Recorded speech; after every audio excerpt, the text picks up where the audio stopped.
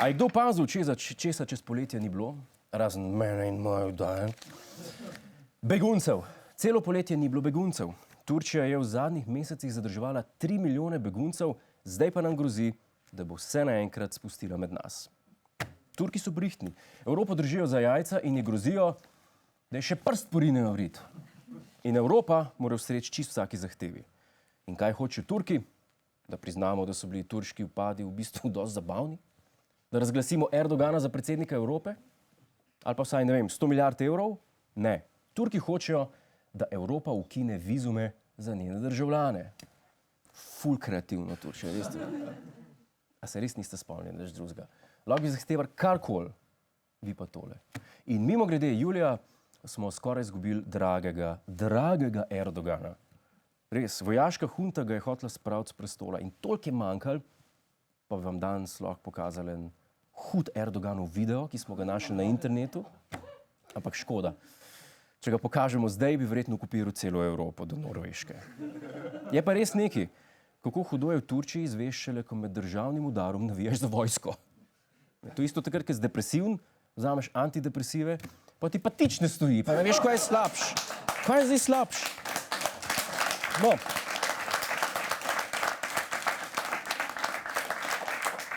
In ko smo že pri tičih, tudi Cerarju je pomagal dopust. On in njegovi priskledniki so avgusta šli za neki teden na zmožgani na off, zgodilo pa se je nekaj neverjetnega.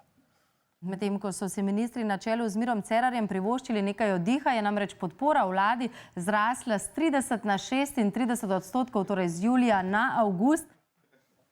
Smerar in njegova vlada so šli na počitnice in čisto slučajno je zrasla podpora.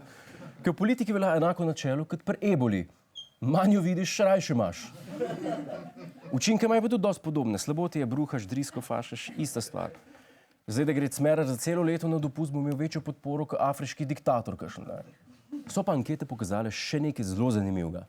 Če bi bile volitve danes, bi največ volivcev volilo SDS, slabih 20%, to je sicer nekoliko manj kot prejšnji mesec. Na koncu lestvice pa se že lep čas izmenjujeta nekdanja premierja Alenka Bratušek in Janez Janša.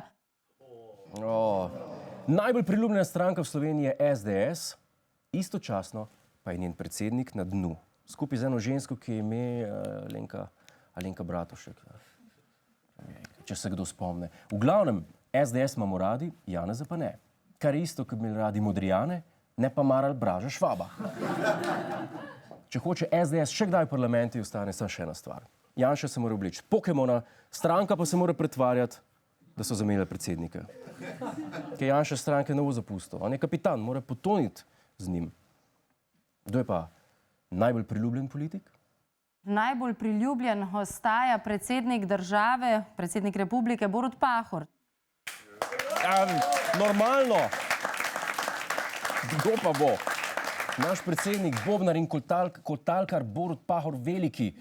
77% Slovencev meni, da je on najboljši predsednik, kar pomeni, da manj kot četrtino ljudi ne zanima, kakšno blamažo bo Pahor priredil naslednjič.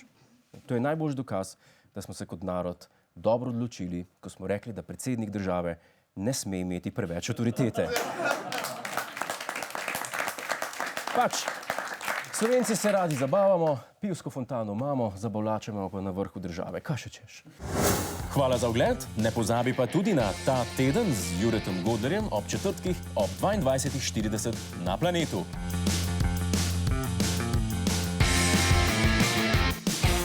Hej, tujec! Polajkaj nas na Facebooku, posledi nas na Twitterju in naroči se na naš YouTube kanal.